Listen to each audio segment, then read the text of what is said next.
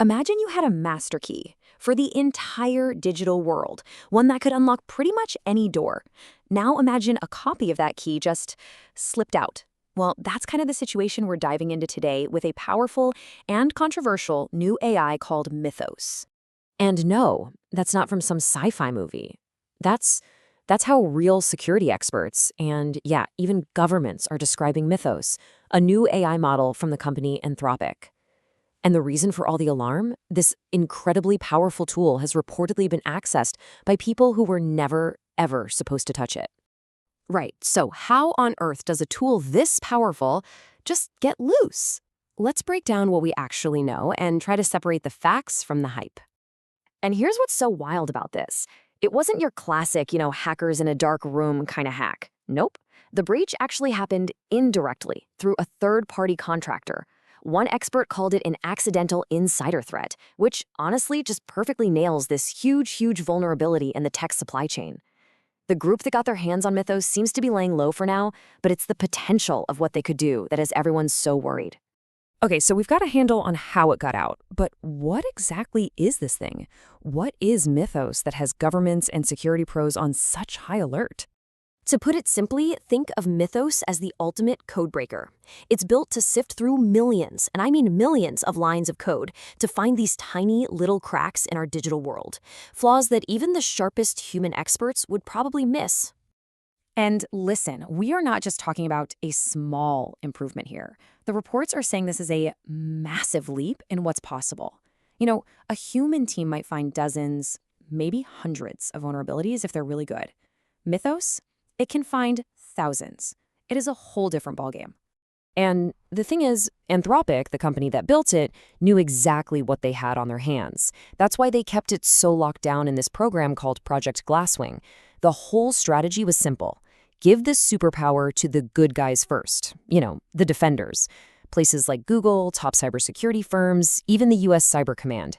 Let them find all the holes and patch them up before the bad guys could even get a peek. Okay, so to really get why a tool like Mythos is so frightening in the wrong hands, we need to take a quick look at how cyber attacks actually happen. There's this concept the security world borrowed from the military. And this right here, this is what they call the cyber kill chain. It's basically the playbook for almost any hack out there. You do some recon, you find a weakness, you turn that weakness into a weapon, and then you launch it to take control. Now, here's the terrifying part. An AI like Mythos can automate and speed up every single step. What would take a human weeks of work, it could potentially do in minutes.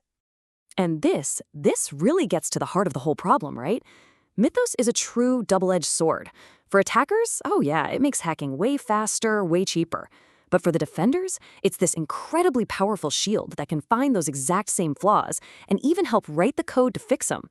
It's basically a new kind of arms race between offense and defense. So all of this, it brings us to the biggest, most important question of all. I mean, it's a totally fair question, isn't it? If you're going to invent a digital master key, you have to know that somebody, somewhere, is going to try and make a copy. And the answer really digs into the core philosophy driving pretty much all of AI development today. This quote from Alex Stamos at Stanford, it just frames the problem perfectly. See, powerful AI isn't like building a nuke. You don't need uranium or some massive state-run industrial complex. This is all built on math and code. And the hardware to run it? Laptops and graphics cards. Stuff you can buy online right now. So this all boils down to what the people building this stuff called the inevitability argument. They see this as a really high-stakes race. The basic idea is the math, it's already out there. The thinking goes like this. If we don't build these powerful tools, someone else will. Maybe a rival nation. Maybe some group with zero ethical guidelines. So the argument is it's better for us to build it first, understand its power, and start creating the defenses before our adversaries beat us to it. So what does our world actually look like with these kinds of AI tools in it? Well, according to the experts, we're basically standing at a fork in the road, and we're heading toward one of two very, very different futures. So on one side, you have the optimistic future. This is the world where AI helps us finally get ahead of the curve. We find and fix countless bugs, we drain the swamp of vulnerabilities, and our digital world becomes, fundamentally more secure. But then there's the other side, the pessimistic future. This is where AI starts inventing entirely new kinds of attacks, superhuman hacks we can't even imagine right now. And we're just stuck in this constant, exhausting arms race just to keep our heads above water.